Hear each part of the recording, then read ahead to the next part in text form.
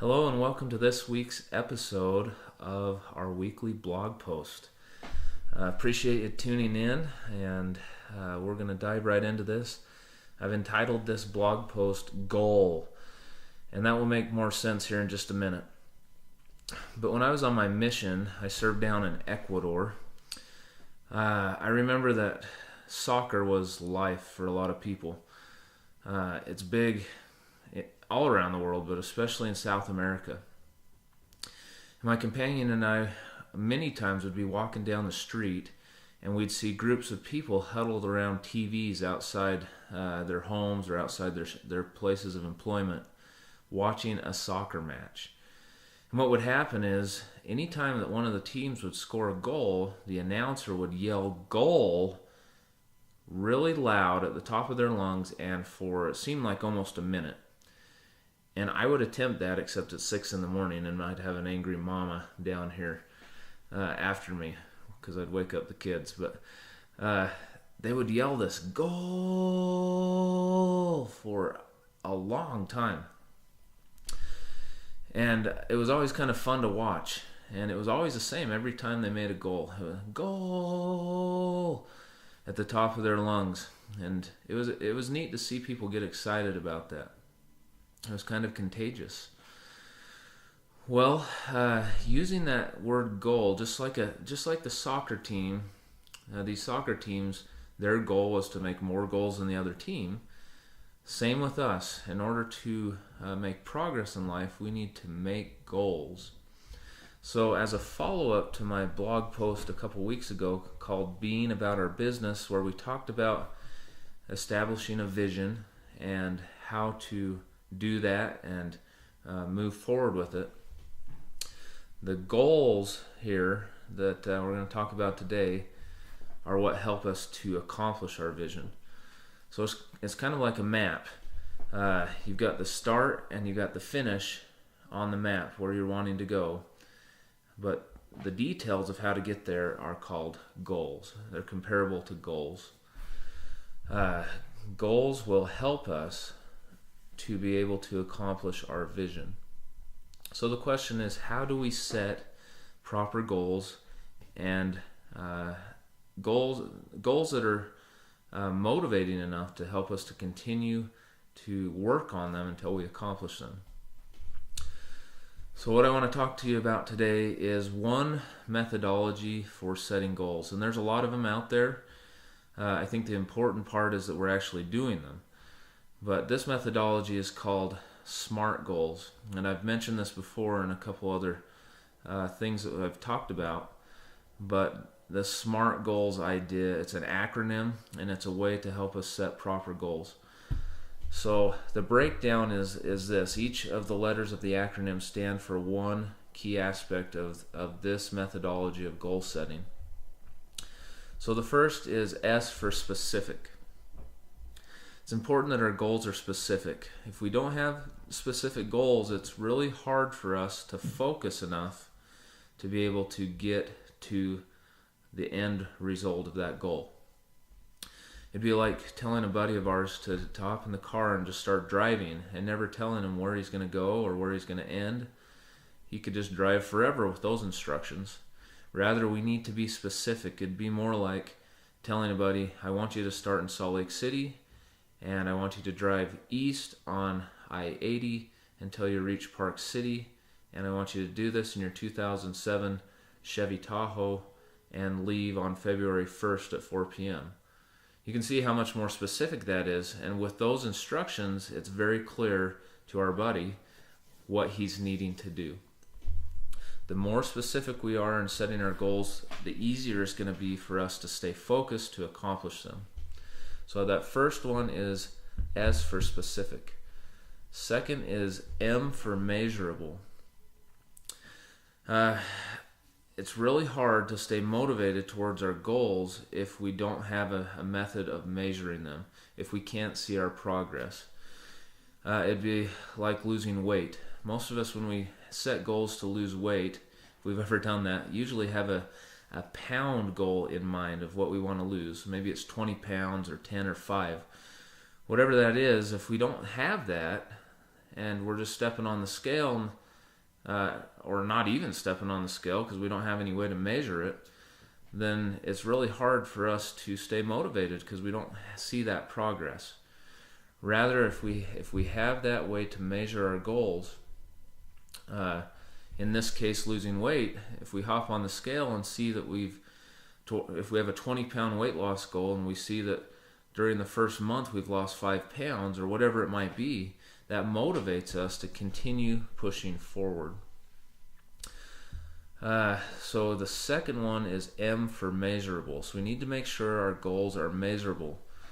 It will certainly help us to stay motivated. The third one is A for attainable. This one's kind of a tricky one because we want our goals to be attainable, yet we don't want them to be impossible. And so we want to set goals that will stretch us, that will push us, that really get us out of our comfort zone so that we can make the most progress that we can on these goals. But at the same time, if we set a goal that's impossible, then we're never going to be able to reach that goal. We'll discount it right up front, and our motivation to work toward that goal will just dive off the cliff. We won't be able to ever reach it. Where I said this is a fine line. I don't know if you've ever watched any of these TV shows, these reality shows where they're losing weight. There's one in mind that I'm thinking of. I can't even think of the name of it. But a personal trainer takes these individuals and he sets goals with them over a year's period. And it's always amazing to me the amount of weight that he asks them to lose, especially in that first 3 months. Sometimes it's 40 or 50 pounds. And I remember I always seem to think to myself, buddy, you are setting this way too high. You're gonna drive this guy to depression because there's no way he's gonna hit this goal. It's just not gonna happen. But you know what? It usually does, because as they work on those goals very steadily around that weight loss goal, by the end of the first 3 months, most of the time they've hit that goal or come really close. So it ended up being a good attainable goal, because it pushed those people really hard. They had to work super hard to be able to reach that goal. And yet at the same time, it wasn't impossible. So the third letter of our SMART goals is A for attainable. Our goals must be attainable. So now they need to be very specific, so we kind of can see the specifics of it and know exactly how to move forward. They need to be measurable so we can see our progress, and they have to be attainable. They can't be impossible, or else we'll never get there. R stands for relevant. What does it mean to be relevant?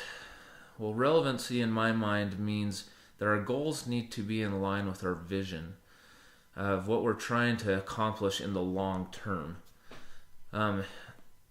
If not, it's like driving up a mountain. We have a mountain here close to our house that you climb very quickly to get to the top of it. And the way they do that is they make these switchbacks. And so as you're climbing up that steep mountain, most of the time on the side down the mountain that you're driving, it's pretty steep. And so as you are very carefully moving up the mountain, winding your way up to the top, you have to focus on the road, because if you take your eyes off the road for too long, you could end up off the side of that mountain. And what we don't want to do with our goals is lose focus on what we're trying to accomplish in the long term. If we do that, it's kind of like taking a dive off that mountain and going the exact opposite direction. We'll tumble down the mountain. We want our goals to be relevant to what we're trying to accomplish long term. So as we're thinking about our goals and setting them, we should make sure that they're in line with what we're trying to become and the lifestyle that we're trying to accomplish, with that vision that we have of ourselves. So R is for relevant. Our goals must be relevant to our overall long-term vision. Finally, T stands for time-bound. This is where we set a start date and an end date for our goals. That helps us be accountable to ourselves. because we know that going back, for example, to this weight loss thing that I was talking about, in this particular show that I was watching, it's a 1 year period. And then he breaks it down into 3 month segments within that 1 year period. And so those time limits, they help us to be accountable for that specific amount of time that we have the goal for. We know that we have to make progress towards our goal and accomplish it in a certain amount of time. That's very important because without that time limit, we'll always tell ourselves, it's human nature. I guess I shouldn't say always, but most of the time we'll tell ourselves, we can get to it tomorrow. Tomorrow's a new day, we'll work on it then. Well, those tomorrows turn into many tomorrows, and we get weeks and months go by and no progress. And so it's very important to set goals that are time bound. Those will help us, that time limit will help us be motivated and push ourselves as hard as we can towards our accomplishing our goals. So to review here, we've had S for specific, M for measurable, A for attainable, R for relevant, and T for time bound. And you can refer to this, you can go back to this on our webpage, and it's www.mormonsandbusiness.com for the written out version of this blog post to review these. I've tried to keep it very simple without going into too much detail, but these SMART goals, this acronym, can help us if we're new to goal setting, or if we've struggled to set goals in the past and follow through with them, or if we're just wanting to change things up. This is a way to do it, to use this kind of methodology. Like I mentioned, there's a lot of them out there. I think the important part is that we're actually doing something, that we're setting goals to help us to progress. Now finally, to wrap this up here, we should try to set, if we're starting out, maybe 1, 2, 3 goals at the most, and work at those until we become good at them, good at the goal setting part of it and following through. Maybe down the road we can set more goals, but I think it's a good idea up front to set a few that will help us to work on this whole process. And as we become good at those and at accomplishing those goals, then maybe we can move up and make more. If we overwhelm ourselves right up front with too many goals, we're just going to let all of them slide. So overall, we just want to encourage all of us to set goals. The SMART acronym, the SMART goal methodology, is a great way to do it. And if you're looking for some extra motivation, a good person to look to is Michael Hyatt. You can go to michaelhyatt.com because he's really into the goal setting methodologies, the ways to do that, and he's quite motivating, and he's one of the key people out there at this time talking about goal setting. In the end, let's make a commitment to ourselves to set goals and move forward with them, to make this a habit in our lives. If we can become good goal setters, then that will help us to work towards our overall vision of what we want to become and what we want to be like. So let's go out there today and let's set some awesome goals. Thanks for joining me, and we'll talk to you next time.